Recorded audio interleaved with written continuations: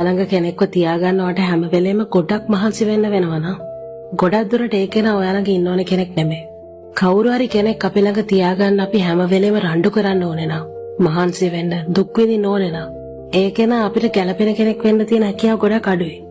මොකද අපිට අයිති දේවල් හැම වෙලේම අපි අතෙන් දුවන්න බලන්නේ නැහැ. මිනිස්සු ගලපන්න බැරි දේවල් රණ්ඩු කර කර හරි ගලපන්න මහන්සි වෙනවා.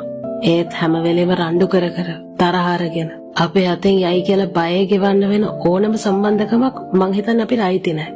මනුස්සයෙක් අපිව ළඟ තියාගන්න කියලා හැම වෙලේම අපිටම මතක් කරන්න වෙනවා නා. නීති දාන්න වෙනවා නා. සීමාමායින් පෙන්වන්න වෙනවා නා. ඒක ඉතින් පොඩක් අවුල් නේද? අපි මහන්සිුනේ නැත්තම් අපේ එෆර්ට් එකක් වැටුනේ නැත්තම් අනිවාර්යෙන් කැඩිලා යන සම්බන්ධක අපිට හැදුනේව වෙන්න බෑ නේද? අපිටම හැදුණු සම්බන්ධක අපිටම ලැබිය යුතු සම්බන්ධකම් ඇතුලේ අපි විතරක් හැම වෙලේම තනියෙන් මහන්සි වෙන්න ඕනේ නෑ නේද? ගැළපෙන්නේ නැත්තම් ගැළපෙන්නේ නැහැ තමයි. ඒක තේරුම් ගත්තම එච්චර හිතරේ දෙන්නේ නැහැ. එච්චරයි.